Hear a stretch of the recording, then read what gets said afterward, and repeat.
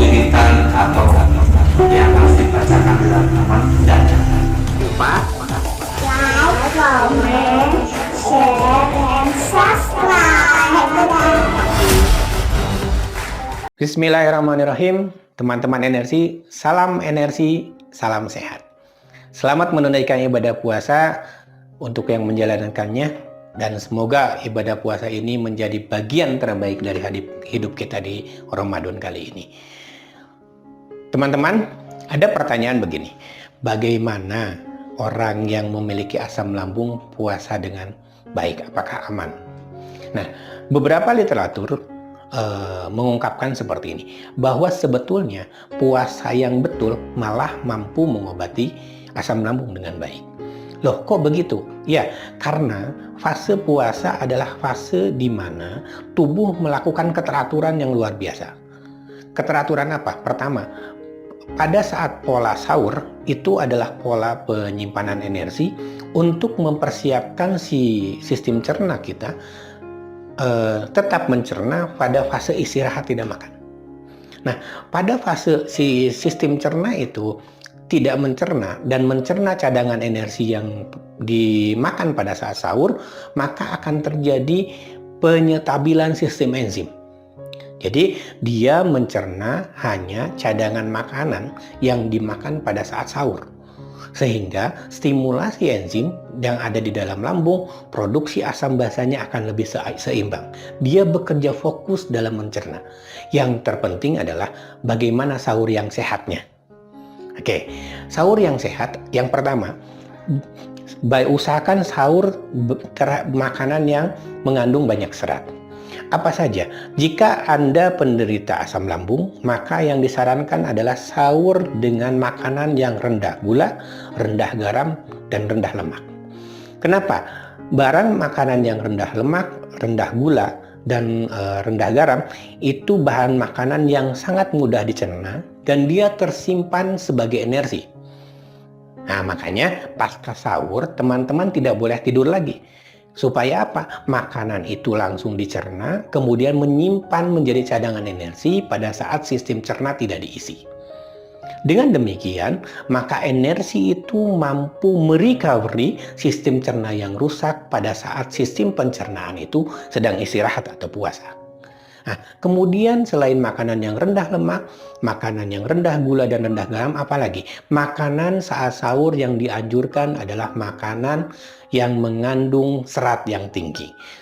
Apa saja itu? Bisa oatmeal yang plain ya, tinggal dicampur madu, diaduk, kemudian kasih buah, kismis, kemudian dimakan. Atau kurma. Nah, kurma tidak usah terlalu banyak, 3 butir atau 6 butir atau 7 butir itu sudah cukup. Kemudian roti, jika teman-teman makan roti pada saat sahur nggak keburu nih, roti ditambah dengan coklat. Nah, tapi pakai roti yang gandum, sehingga rotinya itu tidak mengandung ragi, karena jika mengandung ragi maka dia memancing asam lambung. Hindari makanan yang mengandung pengembang. Apa itu? Mie instan, kemudian makanan bersoda, kemudian makanan berpenyedap, itu harus dihindari. Kemudian lengkapi dengan buah. Buah apa yang bagus pada saat sahur? Buah yang tidak mengandung getah dan buah yang tidak asam.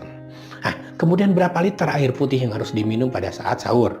Nah, cukup 2 gelas. 1 gelas pada saat bangun tidur, kemudian 1 gelas pada saat setelah sahurnya. Dan yang disarankan adalah air gelas itu minum hangat-hangat kuku. Jadi pas bangun tidur, teman-teman minum air hangat kuku, kemudian baru makan.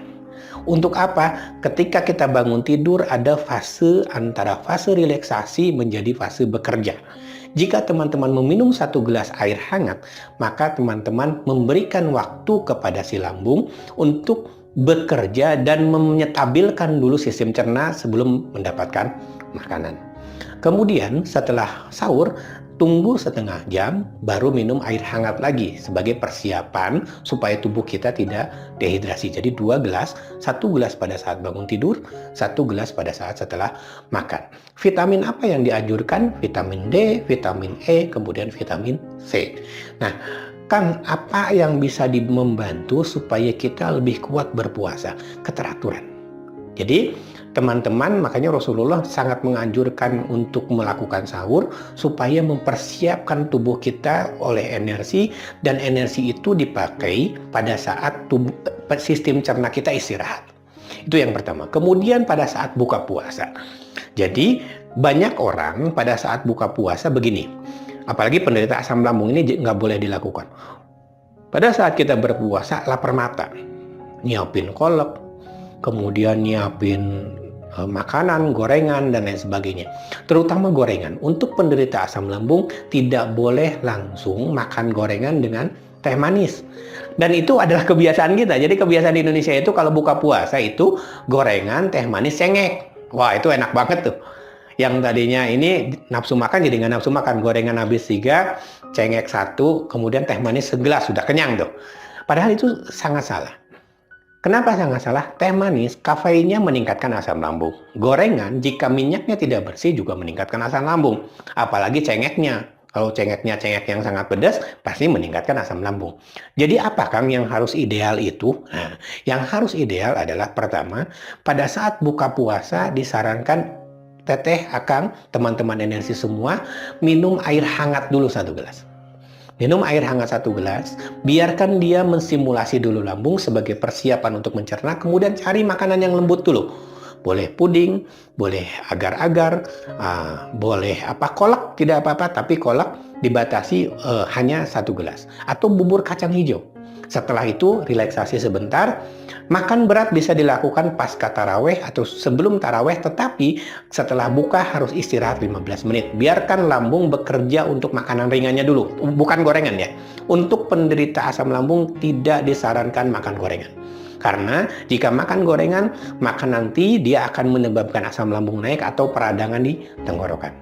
Nah, kemudian setelah makan agak berat tadi, bubur kacang atau kolak, misalnya kolak beberapa 1 gelas, kemudian atau sirup boleh, esnya tidak boleh terlalu banyak supaya tidak memancing ke radang tenggorokan. Nah, baru kita makan berat. Makan berat bisa dilakukan setelah taraweh atau sebelum taraweh, tapi jedakan waktu setengah jam jika sebelum taraweh, supaya otot perut tidak bekerja terus-menerus terlebih dahulu. Biarkan dia menyesuaikan antara fase relaksasi puasa dengan fase bekerja pada saat malam. Nah, makan terakhir di bulan puasa itu sebelum jam 9 malam. Jadi pasca taraweh makan malam tidak lengkap, tapi tidak boleh terlalu malam. Lengkap boleh tahu, tempe, daging, terus nasi biasa. Hindari makanan-makanan pedas untuk yang menderita asam lambung. Nah, kemudian minumnya kapan? Tadi pada saat buka puasa 1 gelas, makan makanan ringan, kemudian minum lagi 1 gelas, taraweh, makan berat, minum 1 gelas. Jadi kita masih bisa meminum air paling tidak 6 gelas sehari. 2 waktu sahur, 2 waktu buka, kemudian 2 antara dan setelah taraweh. Nah, dengan demikian maka akan diperoleh kemampuan tubuh yang optimal dalam menghadapi puasa, dan juga akan diperoleh kemampuan tubuh relaksasi pada saat puasa.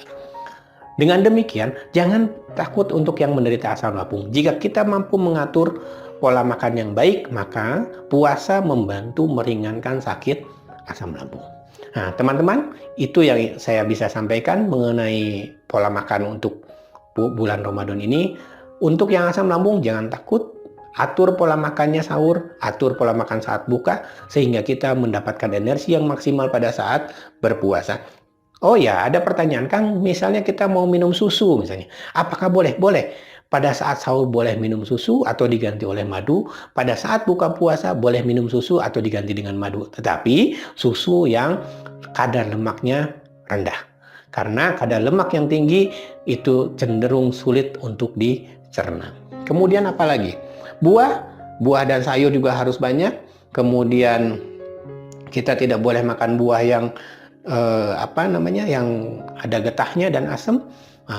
Buah apa saja, pir, alpukat, apel, kemudian kalau sayurnya wortel, brokoli, itu sangat membantu sebagai penyedia vitamin yang aktif untuk membantu serat dan pencernaan kita. Jadi, jika sahur teratur, minum teratur, buah dan sayur teratur, insya Allah puasa akan membantu teman-teman terobati dari penyakit asam lambung. Demikian, teman-teman, semoga puasa dalam keadaan baik. Jangan takut asam lambung. Semoga kita bisa berdoa di bulan yang baik ini, wabah ini bisa cepat selesai dan kita sehat. Kita sehat menghadapi puasa, kita bisa menumpuk pahala, kita bisa menumpuk amal jariah dengan baik. Teman-teman, saatnya puasa adalah saat yang baik untuk mengabdi kepada semua manusia.